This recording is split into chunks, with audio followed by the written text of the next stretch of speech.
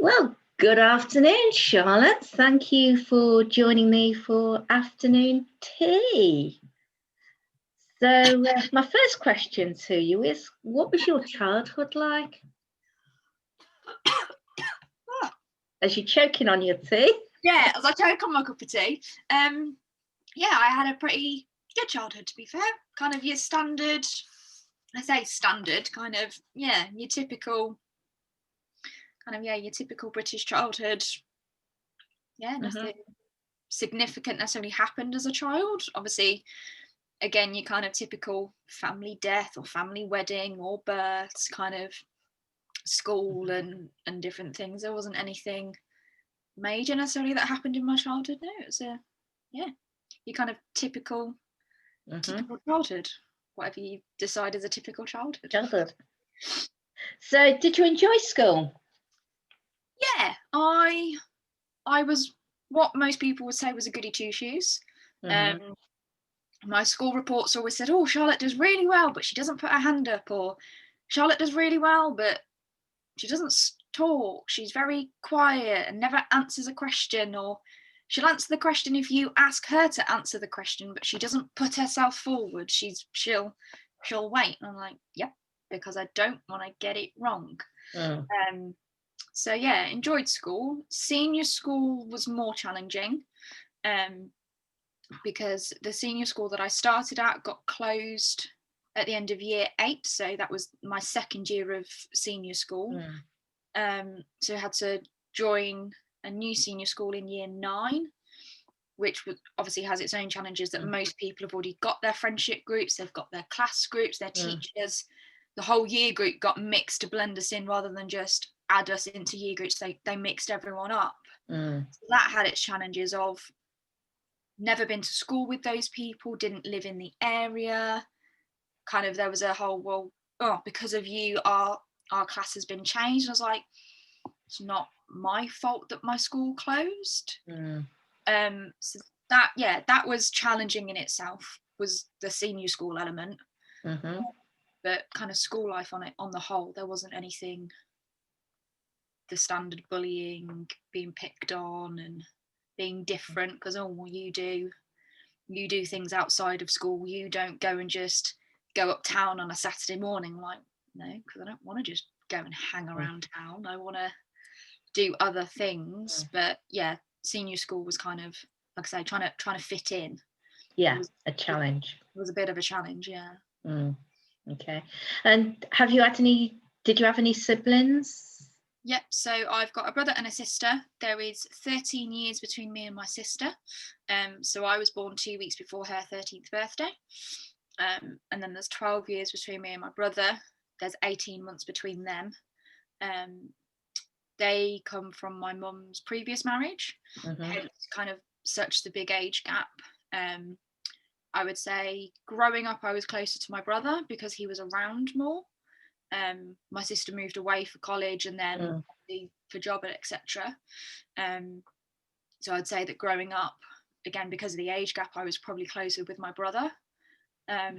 Now that I'm older, I'm still closer with him, but I'd say I've got closer to my sister now that she's had my nephews. That's kind of brought us closer together, of being auntie, of I need to go and do this, can you have Josh, or can you have Noah? Kind of that side of it has brought us closest together. I've been close to both, but yeah, definitely growing up I was closer to my brother. I'd say that kind of, I got closer to my sister since she's had my nephews. And did you go to university or further education? I did both. So I finished senior school and went to college, and did my BTEC. So it's equivalent to A level, but there's no exams. So it was constant modules or units. So I always knew where I was at grade wise. And then when I was applying for university, I already knew that I pretty much got the grades needed to get into the relevant unis. So yeah, I did college and then went on to university. Brilliant. So you've got a degree as well? Got 2, actually. Brilliant. I didn't even realise that. So what have you got your degrees in? So my BA Honours, which is the first degree that I did, is in dance. So I did a 3-year course for that one and got a 2-1. And then from there I went and did a PGC, so I then went and did my teacher training qualification. So yeah, that's my 2 degrees. Brilliant. So what was your first job? Was it in teaching? I kind of had a mixture. So when I was 17, I started working in a charity shop. Obviously as a volunteer, they don't pay you in charity shops, so I did that every Saturday, like 3 hours at a time every Saturday. That didn't bother me that I wasn't getting paid. It was building experience and working with people that were older or younger, and kind of sorting and understanding the processes, that it's not just a simple thing working in a charity shop of, the donations come in and then you sell them on. You've got to sort through the people's donations and work out, will it sell in your shop, or have you got to send it on to your warehouse to get distributed to other charity shops, or is it just not suitable? But alongside that, my dance teacher that I was doing a lot of work with, whenever she was on holiday, rightly or wrongly, I was left in charge to teach the classes. Now, the reason I say rightly or wrongly, at the time I wasn't actually qualified for teaching or technically insured. So rightly or wrongly, I was doing teaching and getting paid for it. But if you look at it now, I shouldn't have been left in charge of a group of, say, 4-year-olds, because I didn't have the security. The parents were very trusting. They all knew me. I wasn't exactly left alone. The parents were in the waiting room. But yeah, if you looked at it technically, I shouldn't have been the one doing the teaching. So I did a mixture. But like I say, the parents were very trusting, and they were only in the next room. So if they really wanted to, they could have been stood at the door watching. So their kids weren't exactly left alone. But yeah, technically I shouldn't have been doing it, but hey. So was that your first self-employed position, doing your teaching? I suppose in a way, unofficially. Unofficially you could probably say yes. I suppose unofficially, it probably would have been what you'd class as my kind of first self-employed position. But like I say, it was kind of just she's away, I'll cover the classes for however long she's away for. But yeah, I suppose in a way you'd count that as being the first self-employed job in a way.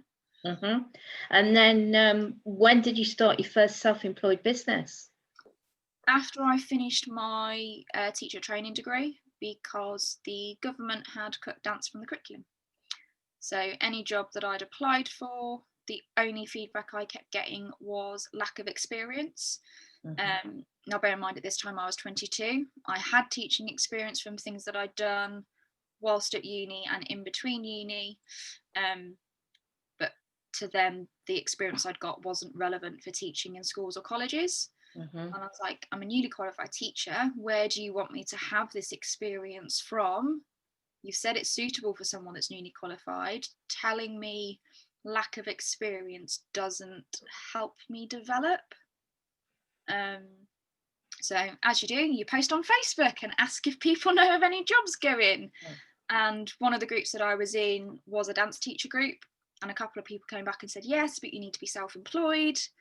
And I had no idea what they meant by that, because obviously I still wanted the qualified teacher job and the paid salary. And I went and did a course that summer, and through doing that course and talking with other people, they explained the delightful tax return and how you declare employed income against self-employed income and kind of how it all works. And I went, okay, then let's do it. So at 22, I officially started self-employment. Brilliant. So and what did you put your success down in your dancing career? Was it due to luck, hard work, or something else? It's definitely not luck, and I don't believe there is such a thing as luck. Anything that has happened, it's either been from hard work, determination and stubbornness, or kind of the opportunities have arisen. So I'm very much into kind of the law of attraction, manifestation, that kind of way of thinking. So definitely not luck. Most of the successful things that have happened, it's either because I've made them happen by creating the opportunity for me, or the opportunity's shown itself, I've gone for it, and then it's led on to different things. So no, I wouldn't say it's luck. It's definitely been a mixture of circumstances and hard work. Yeah. And how did you get involved with dancing? Did you do acting as well, or did you just purely and simply do your dancing? How did you get involved? I've danced since the age of 4, or as they say, knee high to a grasshopper. So about when I was 4, we went down to London as a family to see Peter Pan as a ballet, and I was hooked. Like, my mum kept waiting for like the dog to bark, and I was just there, mesmerized from the minute the curtains opened to the minute they closed. The school that I went to when we lived in Milton Keynes, dance was part of our curriculum. So one day a week, boys and girls did dance. There was no question about it. You took part.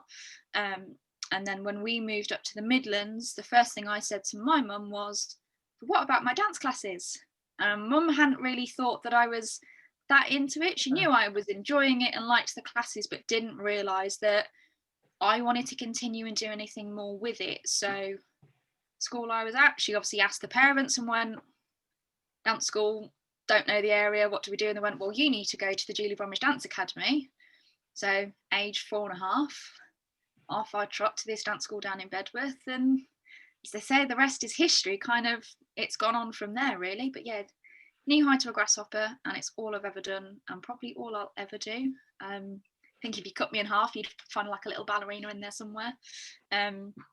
So much so that when I got injured day 1 of uni, my parents then paid 12 grand to fix my injury. Because not dancing wasn't an option. How did you get your injury then at university?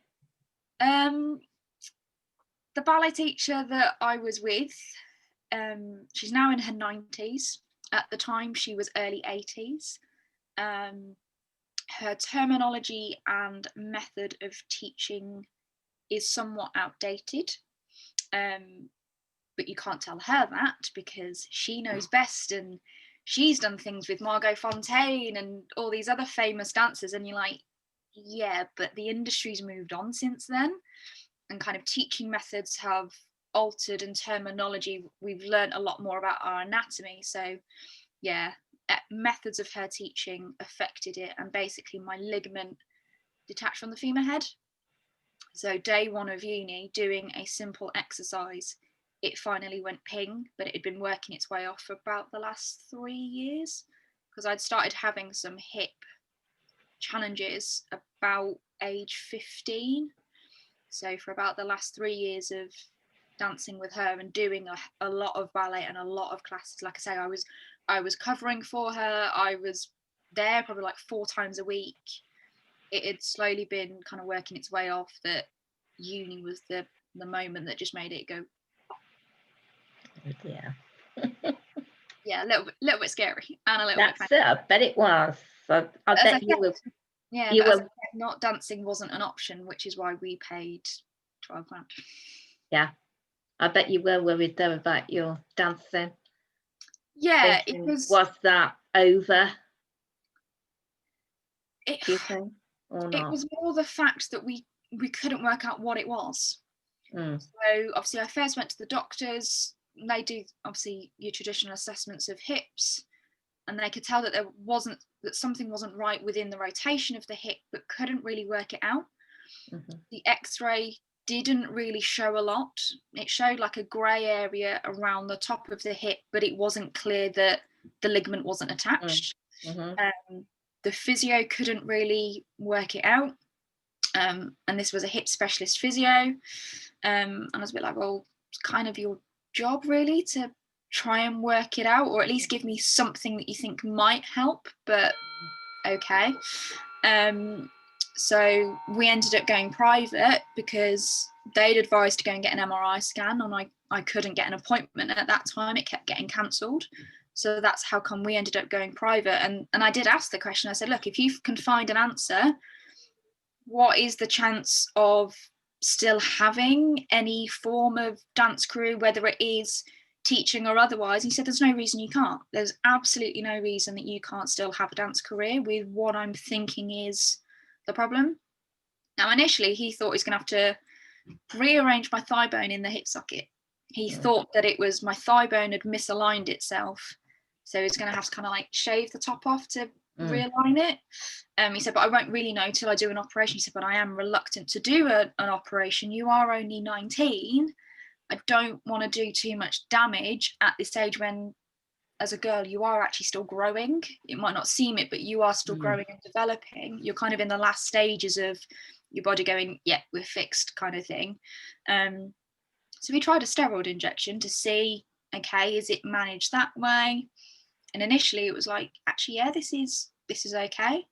Went back to uni and I was literally a heap on the floor, crying in agony. Rang my mum and went, book that operation, I cannot walk. And when he did the operation, that's when he discovered, no wonder you've had so much pain. Your ligament's not attached. But yeah, so the first question I asked was, dance career, like, is this career over? Because it's all I've ever done. Like, if it's over, tell me. Don't like give me false hope. And he's like, no, there's no reason you can't have a career. In what capacity? That's up to you. He said, but yeah, absolutely, you've still got years ahead of you to have a dance career. I'm not telling you that career's over. Which was good. That's it. And obviously with the challenging times that we've had, your dance face-to-face has been postponed or put on hold. So you obviously needed to make an income. Yep. And you got involved with Unique, is it? Yeah, so I've always had a part-time job. So throughout my self-employed journey over the last 4 years, I've always had a part-time job. In fact, at one point, I think I had 4, because they were all on 0-hour contracts. So I think I had 4, which how I manage that in a business, I do not know, because having 1 is enough of a challenge. So obviously, yeah, I was furloughed from my previous pub, and then when they came back, there wasn't enough hours. So I looked, and thankfully, I was able to get a job straight away at a pub that is literally up the road from where I live. So at the minute I've had furlough from there, which has been really good. But in terms of business wise, yeah, my face-to-face stuff has stopped. I created an online dance library, if you like, so a bit like a YouTube library, but with a bit more secure access, on like a subscription model, so they can cancel at any time, an affordable monthly subscription, and links to a Facebook community for further kind of one-to-ones and things. I'm able to do some one-to-ones for wedding couples because I have a wedding business, so I can do some one-to-ones. In that side, it's very much a case-by-case basis of how comfortable the couple feel as to what tier they're in compared to what I'm in. A couple I'm working with at the minute, we both wear masks and we both social distance as much as we can within their house. But like I say, they're comfortable with me coming into their home because it's work. And we've had that agreement and we've got it in writing that they've asked me to continue classes so that I'm not breaking any rules kind of thing. I've not gone, well, I'm coming regardless. It has been a very much a conversation of how comfortable do you feel with me doing that because of the fact that I work in their home for those classes. But yeah, most of the dance income is pretty much stopped until probably next year. So yeah, I joined Unique in April, at the time with no intention of doing anything with it because I was with a different MLM.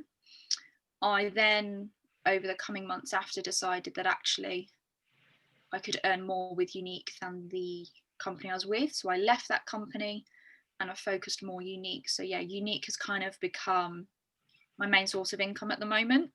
Obviously the pub comes back tomorrow because of the tier that I'm in from where I live. But yeah, it's kind of been my main source of income at the moment. Whilst I can't really teach because of the different rules, and I work with a lot of special education kids. So they've got their own challenges. A lot of the parents, for different reasons of their own circumstances, aren't able to commit to classes. So again, we've had an agreement that we'll wait till the new year. rather than push and try and get new students to fill those spaces and hold their spaces, it was like, actually, do you know what?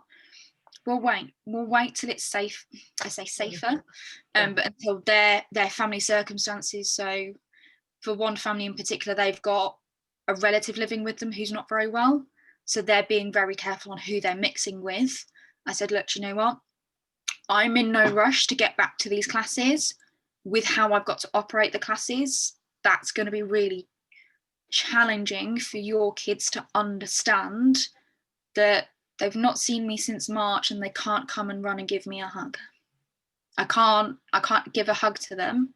They're not going to understand when I go, stop. That's going to cause a meltdown. I said, I'm not putting you or your child in that situation. We will wait until hopefully the guidance relaxes slightly, and that, yeah, okay, if they want to run in and give me a hug, they run and give me a hug.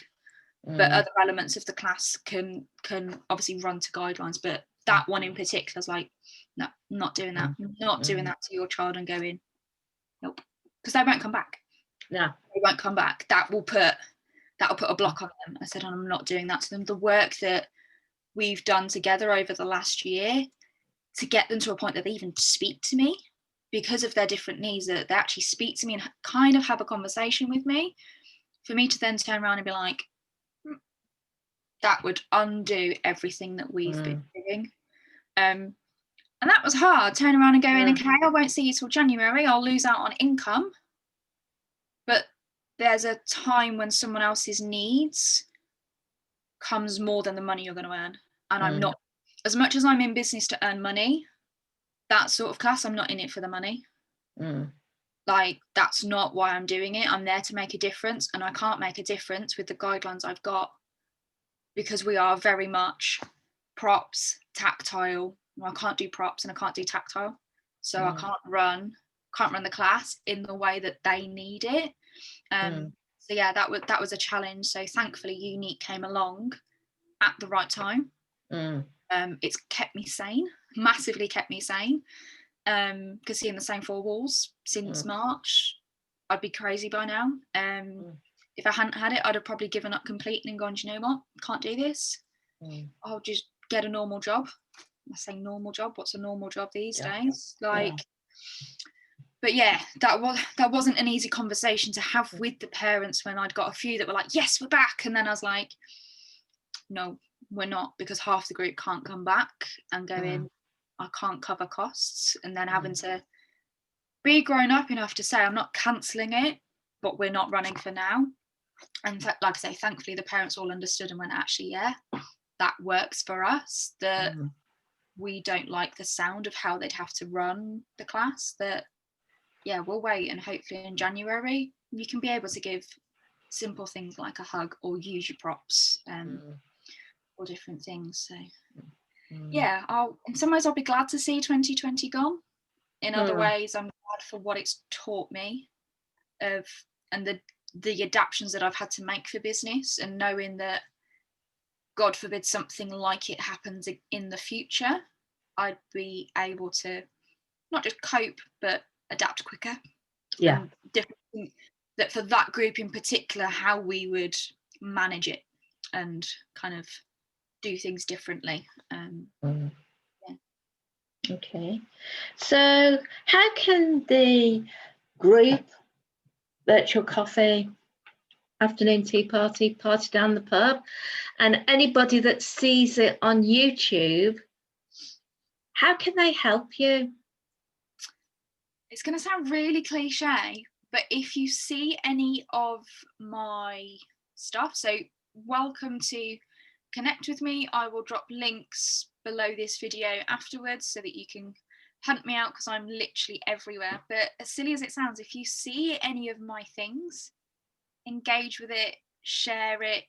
If you know anyone that either has got a little one at home that they're running around your feet and you want to get rid of them for a little bit, sign up for the online library. There's something from toddlers right through to adults. Or likewise, if there's a makeup lover in your life and you go, do you know what, you could earn some money from it, then also send them my way. I've given myself a bit of a scary goal this month of hitting my next promotion level, but also part of that, I don't want a local team. I want to go slightly international with it.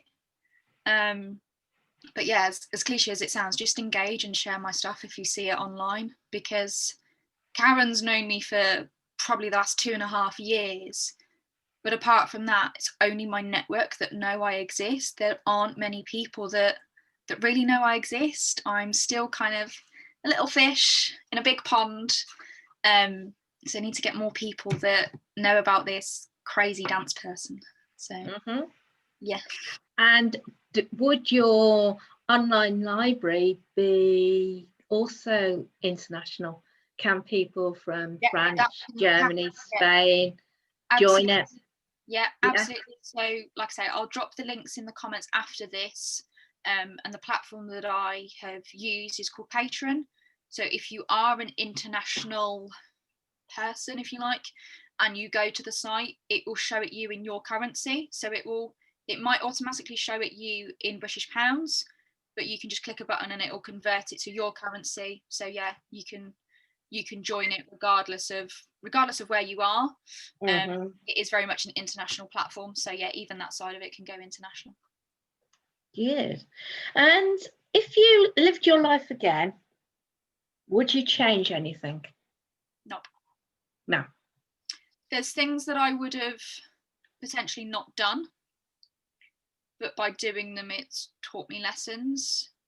So absolutely no, I would not change anything, because I've learned a lot from things that when I look back and go, why did you do that? Why did you take that contract? Why did you XYZ? That yeah, I've learned from that. So if I hadn't have done them, it wouldn't have got me where I am and wouldn't get me where I'm going.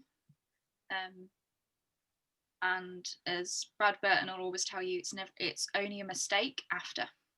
You've got to do it you don't know if it's the right or wrong decision till you make the decision. If you always knew you'd make the right decisions, you'd make decisions quicker. Yeah. So just make the decision. You'll only know after if it was the right one or the wrong one, and you can always make the changes to get you where you're intending to go. Is there any questions, Mandy, Suraj? Yeah, I have a question on you, Charlotte. Yeah. I find it really great that you do all this, all the dance groups and everything. My question is on you. Have you ever thought about going in theatre work, like pantomimes and doing dancing and doing in that type of work? So pre-uni, I did a lot of amateur dramatics. I was always one of the dancers and in pantos and different things. I haven't done it professionally, partly because of the hip injury, that to be a performer, my body can't cope. So one of the things that I did at uni, I got one of 6 places to dance in Namibia, which is South Africa. And whilst I was out there, I had to try and explain to them that I needed a sports massage, because they don't have sports massage and physiotherapists. They do in kind of their professional football teams, but as kind of the performing arts group, they didn't have that. So trying to explain to them that I need a massage, but I need it to go really deep. So I found something equivalent to help me. So kind of professionally as a performer, no, because my body can't cope. My body just categorically would not cope. Performance day, fine. Rehearsal process leading up to it, not a prayer. In terms of being a choreographer, you never know, might happen. But like I say, at the moment, it's not kind of on my agenda. But if the opportunity arises, then I'll go for it. But I never say never, but at the moment, it's not really on my radar of things to do. Okay, thank you. Have you? I've got a question. Have you got any favourite style of dancing, or is it just the particular styles you do? So I'm very much a ballet contemporary kind of dancer. Although a lot of what I teach tends to be more street dance, but I fuse it with, so it's not your kind of traditional kind of street dance. I fuse it with the contemporary or jazz or a bit of African or whatever. So it's kind of my own thing. And I think the kids and stuff that I work with more love that, because they get to have more inputs. If they decide that they want to run around pretending to be an aeroplane in part of the routine, Or run around pretending to be an aeroplane, like that's fine. So yeah, kind of contemporary is more my focus, but it's whatever the kids want to do. My whole thing is fun, inclusive and pressure free. There's no right and wrong. You want to be an aeroplane, be an aeroplane. I ain't gonna stop your creativity. So in terms of teaching and choreography, because you do some choreography, I understand. Yeah. What do you prefer, or what do you enjoy the most, or is it both? I naturally enjoy contemporary more because it's so expressive. In terms of teaching, I tend to be guided by the student, whether that's a kid or an adult, as to what they want to do. There'll be some weeks where I'll challenge them and I go, look, I know you wanted to do this, but today we're going to do this, and I just want to see how you cope. And then we blend from there. So I'm very flexible in that, yeah, I'll have a plan, but I can walk into a class and I can just look at a class and go, there's no way you're doing what I had planned. What do you want to do today, kids? Because I can tell for a fact I haven't got your attention in anything I've just said. Let's do something completely different. And then the following week I can go, right, we're going to do what we should have done last week. And then they're like, oh, I really enjoy it now. So yeah, I'm very flexible in that, yeah, read the room and go with the classes. Do you work towards a performance, or is it just like a class that they learn? Or it can depend. For after school clubs, so in primary schools and things, it's generally just for fun. Sometimes we'll show it to assemblies when we go, oh, we could do with a few more numbers in here, or we've got room for some numbers, or they just want to show off what they've done, then we'll do it for performance. But outside of that, yeah, I look for kind of community performances. So classes that I used to run in Warwickshire, we did the local Christmas light switch on, or sometimes like the pantomimes would go, oh, we need a dancer. Yep, fine, send them over. So again, it depends on what the class is as to whether we do performances or not. Sometimes it's just parents. Other times it's, yeah, we look for the community opportunities to, again, raise awareness that this little crazy dance person exists. So have you done performances yourself? Yes, I have danced at the Royal Albert Hall, Sadler's Wells, Her Majesty's, Euro Disney, Edinburgh Fringe Festival. So I've done it all myself.